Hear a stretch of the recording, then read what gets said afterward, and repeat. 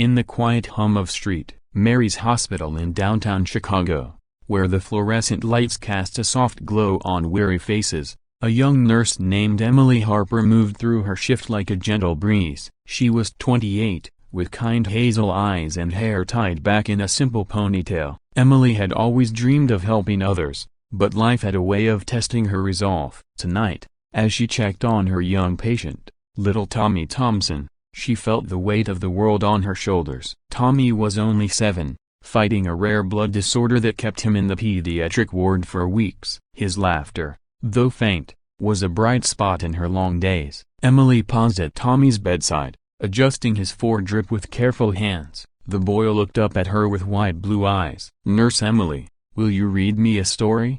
he asked, his voice small but hopeful. She smiled, pulling up a chair. "Of course, Tommy." "Which one today?" As she read from a worn picture book about brave adventurers, she couldn't help but think of her own adventuress or lack thereof. Life outside the hospital was a blur of bills and exhaustion. Her apartment was tiny, her car unreliable, and her wardrobe consisted of scrubs and faded jeans. But tonight, something tugged at her heart more than usual. The hospital's annual charity gala was just 2 weeks away, an event where staff dressed up to raise funds for patients like Tommy. Emily had received the invitation, but she knew she couldn't go. A proper address was beyond her means. The who came swiftly, like a sudden whisper in the sterile air. Emily stared at the invitation crumpled in her pocket, her fingers tracing the elegant script. How could she afford to shine when her world felt so dim? She sighed, tucking it away, unaware that fate was about to weave a new thread into her story. Emily's days blended into one another,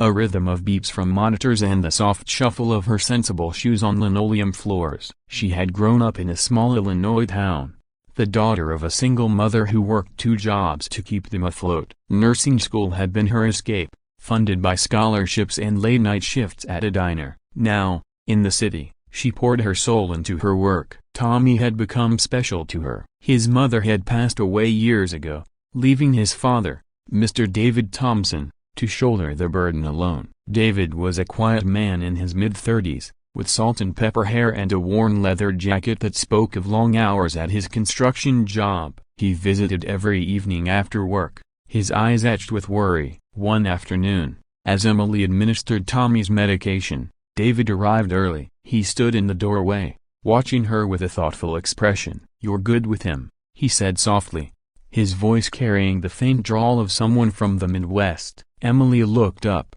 startled. "He's a fighter, makes my job easier." David nodded, stepping closer. "Tommy talks about you all the time, says you're like a superhero in scrubs." She blushed, focusing on the chart in her hands. Compliments were rare in her world, where gratitude often came in the form of a child's smile or a parent's relieved sigh. As the days passed, Emily's problem loomed larger. The gala wasn't just a party, it was a chance to connect, to feel part of something bigger. Her colleagues buzzed about their outfits, silk gowns, sparkling jewelry. Emily had browsed thrift stores on her lunch break, but nothing fit her budget or her dreams. She confided in her best friend, Sarah, another nurse, over lukewarm coffee in the break room. "I can't go looking like this," Emily whispered, gesturing to her plain uniform. "I'd feel out of place." Sarah squeezed her hand. "You deserve to go, Em. You've given so much to these kids." But words couldn't buy fabric or pay rent. Emily's paycheck stretched thin.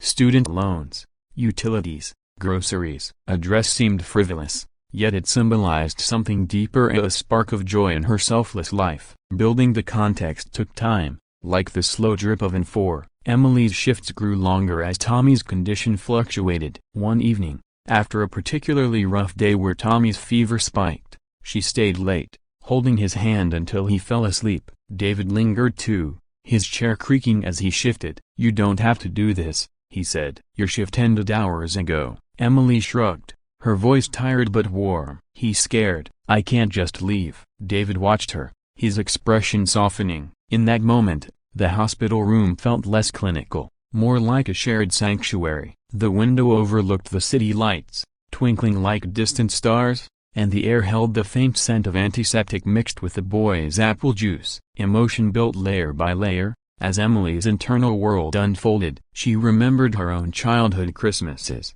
when her mother sewed dresses from old curtains to make her feel pretty. Now, as an adult, she yearned for that same magic, but reality intruded. Her bank account hovered near zero, and the gala ticket, though discounted for staff, still required an outfit. She imagined herself there, laughing with co-workers, perhaps even dancing, but the vision faded when she checked her closet.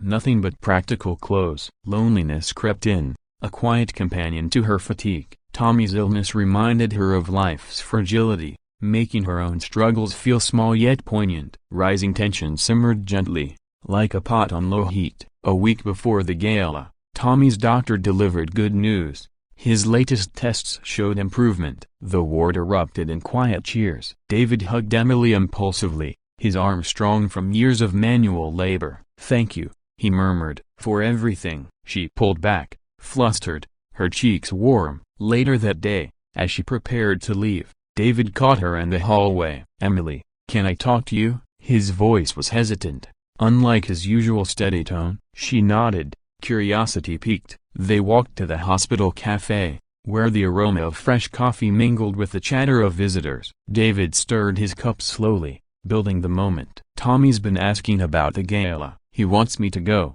to support the cause." Emily smiled. "That's great, it'll be fun." He paused, meeting her eyes. "But I've never been good at these things, social events. Since my wife passed, I haven't dated or anything." The admission hung in the air, vulnerable and raw. Emily's heart ached for him. "I understand, it's hard to start over." He took a deep breath. "That's why I'm asking. Would you be my first date to the gala?" The words landed softly, but they shifted the air around them. The gentle twist unfolded like a flower blooming at dawn. Emily blinked, her mind racing. "Me? But I don't have anything to wear." She confessed it all, vain of the financial strain, the crumpled invitation, her quiet dreams. David's face lit with understanding. "Let me help, please. It's the least I can do after all you've done for Tommy." He explained he had a small inheritance from his late wife, meant for moments like this. Together, they shopped the next day, at a modest boutique downtown. Emily tried on a simple blue dress that hugged her figure gently, the fabric soft against her skin. It wasn't extravagant, but in the mirror, she saw a version of herself she had forgotten, a vibrant, hopeful. As the gala approached, tension eased into anticipation. Emily and David spent more time together, sharing stories of her hospital visits. He spoke of his construction sites, the satisfaction of building something lasting. She shared her love for nursing, the fulfillment in mending broken spirits. Tommy, sensing the change, grinned from his bed. "Are you and Dad friends now?"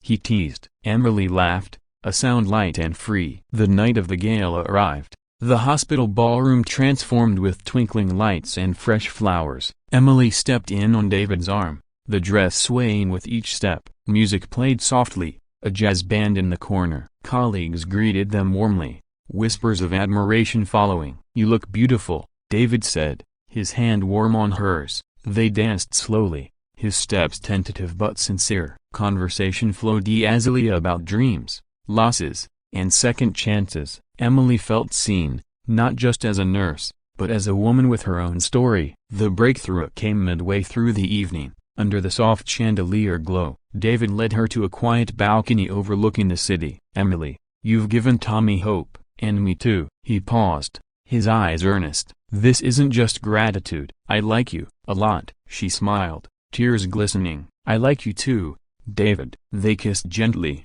the world fading to just them in the cool night air, the distant hum of traffic, the promise of tomorrow. The story wound to a satisfying close, emotionally grounded in quiet joy. Weeks later, Tommy was discharged, his health on the mend. Emily and David continued dating, their bond deepening like roots in fertile soil. She no longer felt poor in spirit. Love had a way of filling the gaps. The dress hung in her closet, a reminder that sometimes, help comes from unexpected places. In the end, Emily learned that vulnerability opens doors. Life's hardships, like Tommy's illness or her own struggles, teach us to reach out. And in reaching, we find connection. If you're listening to this story, perhaps it's time to ask, who in your life needs a kind word, A helping hand. Reach out today, it might just change everything.